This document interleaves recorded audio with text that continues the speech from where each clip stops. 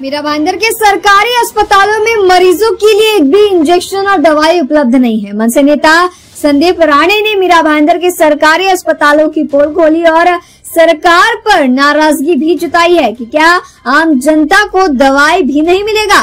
मीरा भाईंदर के अस्पतालों में इंजेक्शन की भारी कमी देखी जा रही है।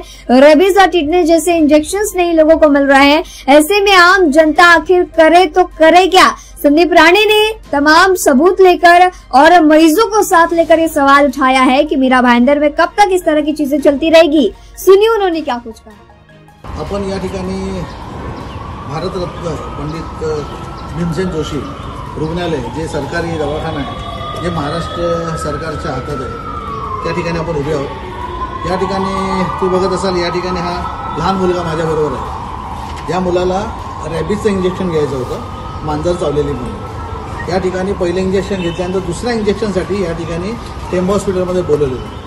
टेंब हॉस्पिटलमध्ये अपॉइंटमेंट दिलेली त्यांना की या तारखेला या। आता इकडे आल्यानंतर त्याच्याकडे या ठिकाणी टेंब हॉस्पिटलमध्ये इंजेक्शनच उपलब्ध नाही। या ठिकाणी त्यांना रेफर केलं इंदिरा गांधी हॉस्पिटल, तिकडे पण इंजेक्शन नाही। त्या ठिकाणी नंतर त्यांनी रेफर केलं शताब्दी हॉस्पिटलमध्ये, शताब्दी हॉस्पिटलमध्ये पण इंजेक्शन नाही। ही लाजिरवाणी गोष्ट आहे। महाराष्ट्र सरकार एका बाजूला फार मोठे मोठे दावे करते की या ठिकाणी आम्ही आरोग्य सेवा वाढवतो, हे स्वतःचं आरोग्य चांगलं ठेवत आहेत आणि तिथे रुग्णांची हालत खराब झाली। मीरा भाईंदरमध्ये परिस्थिती एवढी खराब आहे की स्थानिक नागरिकांचं ना म्हणजे जनावरांपेक्षा खराब परिस्थिती आहे। मीरा भाईंदरचे जे आमदार आहेत या लोकांनी हे महाराष्ट्र राज्याच्या माध्यमातून चालवणारं हॉस्पिटल हे जर तुम्ही ठीक करू शकत नसाल, शोकांतिक आहे। मीरा भाईंदरमध्ये असे जर रुग्ण, आता विचार करा या मुलांनी जर इंजेक्शन नाही घेतलं, की आरोग्यामध्ये काय बरं वाईट झालं तर जिम्मेदार कुणाची, जबाबदारी कुणाची। ह्या गोष्टीसाठी आम्ही या ठिकाणी टेंब हॉस्पिटलमध्ये आल्यानंतर ते सांगतात आमच्याकडे स्टॉकच नाही। आता आम्ही जाफर तडवी साहेबांशी बोललो, जाफर तडवी साहेब बोलतो स्टॉक आहे आणि नंतर परत फोन केल्यानंतर बोलतात नाही आता गाडी गेली आणायला। म्हणजे किती शोकांतिक आणि किती लाजिरवाण्याची गोष्ट आहे। मीरा भाईंदरमध्ये एका बाजूला फार मोठ्या मोठ्या घोषणा करतात, महिलांसाठी ही सुविधा, महिलांसाठी ही सुविधा, सगळ्या गायनेक प्रॉब्लेम या ठिकाणी गायनेकवाल्यांचा पण सेम प्रॉब्लेम आहे। महिला या ठिकाणी आली पुढे त्याच्याकडे काचेची जी पेटी आहे ते त्याला NSU आहे ते पण नाही यांच्याकडे। या ठिकाणी तज्ज्ञ नाही, डॉक्टर नाहीत, फक्त टाइमपास चाललाय आरोग्याच्या नावावर आणि हे फक्त अतिशय या ठिकाणी मोठ्या प्रमाणामध्ये या ठिकाणी भ्रष्टाचार चाललाय असा माझा आरोप आहे। या ठिकाणी जो मेडिकलचा जो स्टॉक येणार गिरीश त्या ताबडतोब त्याला निलंबित करायला पाहिजे अशी मागणी मी उद्याच पत्र देतोय।